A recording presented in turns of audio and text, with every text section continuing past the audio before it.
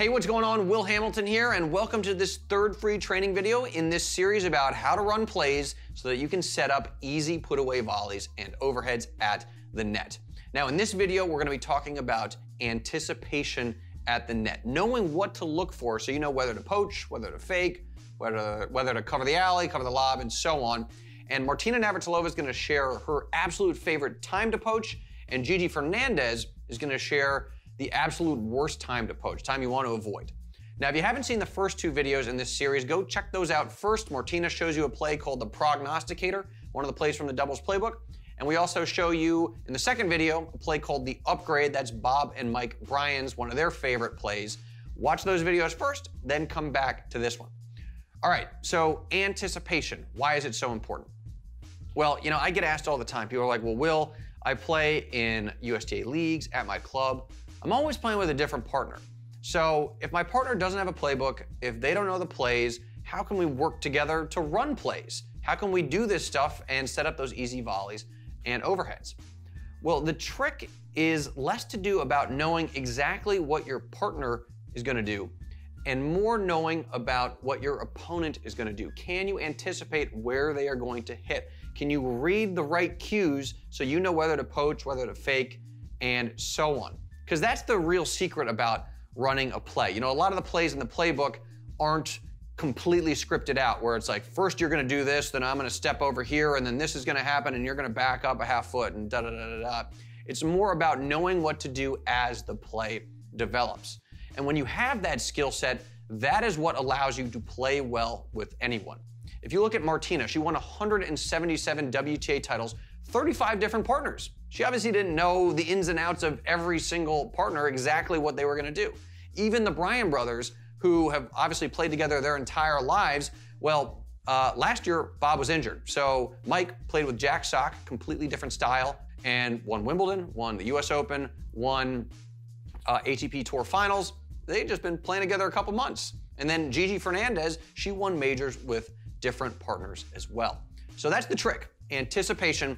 So let's start by seeing Martina's absolute favorite time to poach. So the thing that rec players all want to know, you know, I said at the top, I watch these poachable balls whiz by me, and I said, oh, I should have gone on that. What are you looking for to know when you should poach, when you should stay? My favorite place to go off would be to Dave's backhand body, because it's almost impossible to get it down the line. It's almost impossible to hit a lob.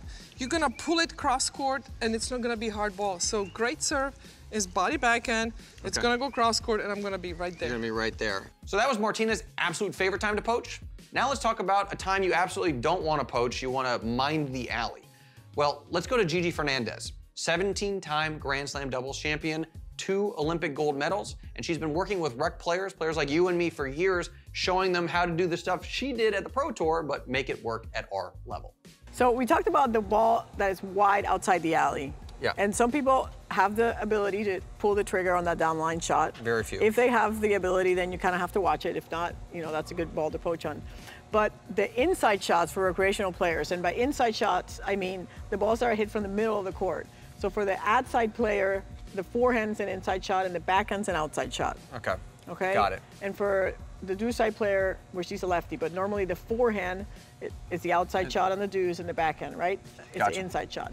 Now, we've been talking about so far is when people are hitting outside shots, not covering the alley, right? So if Diana's hitting a backhand, we're gonna leave the alley. Now, what happens when Diana's hitting a forehand?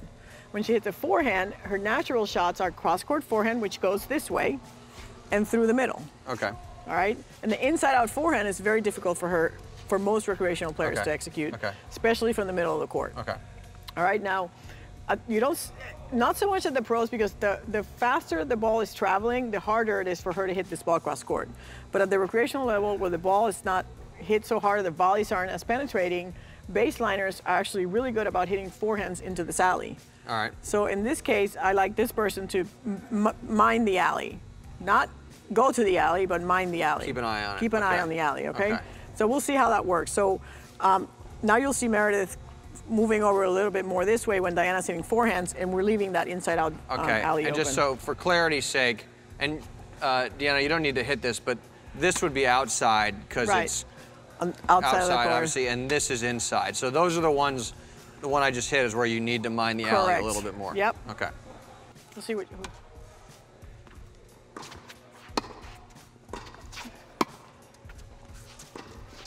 Thank you. You can go in my alley. Yeah, that's the ball. She's not gonna hit it past me, but. Yeah, that, and you can see Diana only hit here or there. Right. And that one. Right. Wasn't, you know. Okay, so how do we use this information to get easy volleys and overheads at the net, even if we're playing with somebody we've never played with before? So here's our new partner. We don't know who this person is, and here we are up at the net. So let's say our partner hits a shot just like that. Your run-of-the-mill shot right at the returner. And so if the returner moves this way, moves to the left, but then hits a backhand, so it's gonna be like that, this is Martina's absolute favorite time to poach, right? So you would 100% go. You would not be worried about the alley. You're not worried about getting burned down the alley. It's the same idea we used with the prognosticator on the deuce court. So this is great. Oh my gosh, I'm about to get this poachable ball I can put away. You see this situation, you wanna poach basically every single time. But let's take a subtle difference here. Exact same shot from our partner, but now let's say villain slides over this way, moves to the right, so that they get a forehand instead. Well, now we just heard from Gigi, this is a terrible time to poach because they can pull this ball down the line, right? Well, now you would either want to mind the alley, like Gigi said, or what you could do is you could actually throw in a fake. If you've been real aggressive over the course of the match, this is a perfect time to fake because the returner is going to say, oh, well, they're going, so I should go down the alley. You fake, you cover the alley. That's now an easy put away volley, right? You hit that thing through the middle of the court. So you can see this was really, really subtle, but it was the difference between 100% green light to poach and red light, like better stay and cover the alley. But the big takeaway here is that what Martina and what Gigi were doing, two of the greatest net players of all time, two of the greatest doubles players of all time, this is not magic. They are reading their opponents. They are looking for very specific things that tell them, well, you have a green light to poach, or this is a red light situation, you want to stay, you want to cover the alley. And that allows them to play well with anybody, even somebody they've never played with before. But their ability to anticipate is not a God-given gift. They're simply following a process, a formula.